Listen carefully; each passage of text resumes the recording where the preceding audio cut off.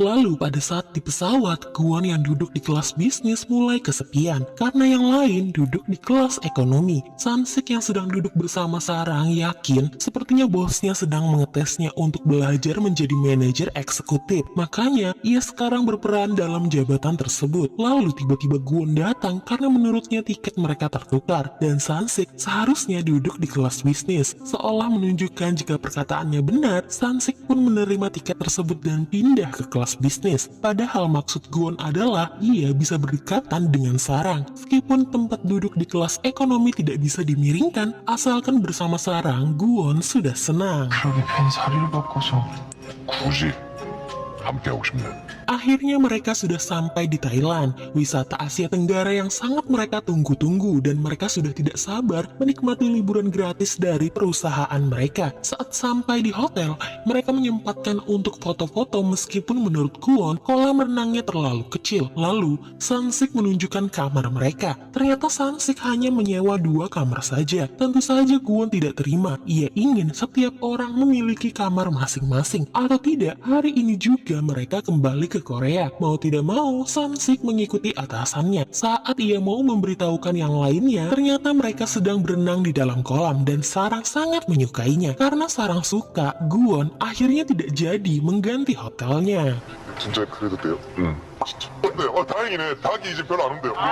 Lalu mereka mengajak Kwon dan Sansik untuk berenang. Kwon menolak, katanya lain kali saja. Tapi Sansik mencoba untuk mendorong Kwon. Dengan gesit, Kwon menghindar dan ia malah melempar Sansik. Semua pun tertawa, tapi tidak lama kemudian, Daol yang ada di belakang Kwon mencoba mendorong Kwon hingga ia terlempar ke dalam kolam. Dan akhirnya mereka semua bermain di kolam bersama-sama.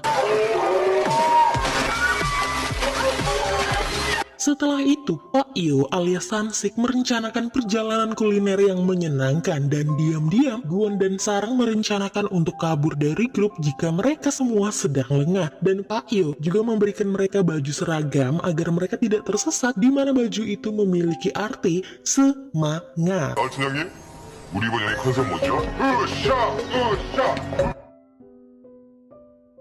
Jauh-jauh ke Thailand, Pak Yo malah menyarankan makan mie Vietnam. Awalnya Kwon menolak, namun setelah menyicipinya, ternyata mie-nya sangat enak dan mereka semua kekenyangan. Namun, ini semua baru awal karena mereka akan berburu kulineran lagi. 보고 완전 다 망했어. 나 이 시간 Sampailah mereka di jajanan Thailand dan Sarang membeli es krim lalu kemudian Kwon menemaninya. Lalu Sansik menyuruh Kwon untuk membayar semua makanan yang telah mereka beli. Kwon sangat terkejut melihat banyak sekali makanan-makanan yang mereka beli padahal baru tadi mereka berkata kekenyangan. Namun meskipun begitu, mereka tetap menikmati kuliner pada malam itu. Sementara itu di Hotel King, Hwaran tahu dari Somi jika Kwon mengadakan trip perjalanan gratis untuk karyawan terbaik dan Hwaran bingung mengapa ia tidak tahu dengan hal tersebut. 그룹에 내가 모르는 일도 있나요?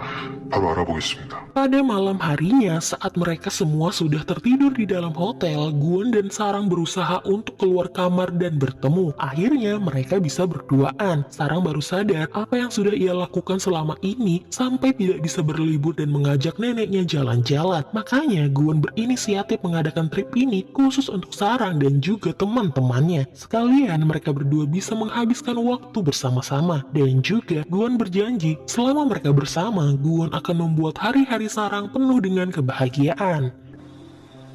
하루하루 행복하게 해줄게. 이미 지금도 충분히 행복해.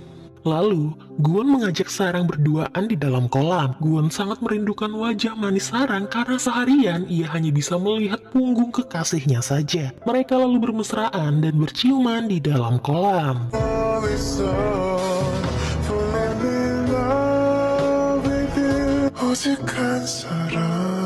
Keesokan harinya, Sansik mengajak mereka semua untuk berwisata mengunjungi candi terkenal di Thailand. Di sana mereka habiskan dengan foto-foto bersama dan juga berjalan-jalan. Lalu pada malam harinya, Sansik membawa mereka ke kapal pesiar di mana di sana ada kejadian lucu di saat Kwon ingin membawa Sarang kabur, tapi ia malah memegang tangan Sansik. Lalu akhirnya mau tidak mau, Kwon tidak jadi kabur dan memilih naik kapal pesiar bersama dengan mereka. Saat mereka mau makan malam, tiba-tiba tiba-tiba Rowan datang menghampiri Pyonghwa. Pyonghwa kaget karena tiba-tiba Rowan menghampirinya. Ia berkata sebelum terbang mereka sempat saling bertukar pesan, tapi Pyonghwa tidak menyangka Rowan benar-benar datang. 이로운이라고 합니다. 방콕에 비행 왔다가 Sekarang, tim mereka sudah bertambah 1 orang dan hal tersebut tidak mengurangi keseruan mereka saat menikmati liburan di Thailand. Bahkan, hanya dengan waktu singkat, Rowan bisa ikut membaur bersama mereka semua dan ikut bersenang-senang. Sampai kemudian, Rowan harus pamit meninggalkan Pyonghwa dan yang lainnya. Namun, Sansik menyuruh Rowan untuk menginap di hotel mereka saja. Dan dengan senang hati, Rowan menerimanya asal bisa lebih lama bersama dengan Pyonghwa. 자 그럼 우리 용남의 결성 기념으로 다 같이 검명. Pagi harinya saat Rowan benar-benar harus pergi terbang kembali ke Korea, ia melihat sebuah kudapan yang sudah tersedia dan ada catatan kecil di sana dari Pyonghwa untuk Rowan, di mana sebelum pergi, Rowan harus sarapan terlebih dahulu. Lalu ketika matahari sudah tinggi, Sarang dan Guwon memutuskan untuk kabur agar bisa menikmati waktu luang mereka berdua. Guwon mengajak Sarang pergi ke suatu tempat yang sangat indah. Selain berjalan-jalan, mereka juga menikmati makan malam. 꼭 같이 가고 싶은 데 있다고 하자. 너무 예뻐요. 그림 같아. Sarang berkata ia tidak pernah mengharapkan sesuatu karena ia akan takut kehilangan. Namun entah mengapa, ia terus mengharapkan lebih dan merasa bahagia. Apa emang ia pantas untuk sebahagia ini? Guwon berkata, Sarang boleh mengharapkan apapun karena itu tidak salah. Guwon juga menceritakan jika sewaktu masih ia kecil, ibunya tiba-tiba menghilang. Di sana, orang-orang seharusnya bersedih, tapi mereka hanya tersenyum. Makanya ia benci dengan senyuman, apalagi senyuman palsu. Lalu akhirnya ia bertemu dengan Sarang dan wajah aslinya. Sarang pun bertanya, apa Guwon sekarang tidak tahu di mana ibunya? Guwon sudah mencoba untuk mencarinya namun tidak ada jejak sama sekali. Dan sekarang Guwon sudah tidak penasaran lagi di mana ibunya. 분명히 어딘가에 계실 거야.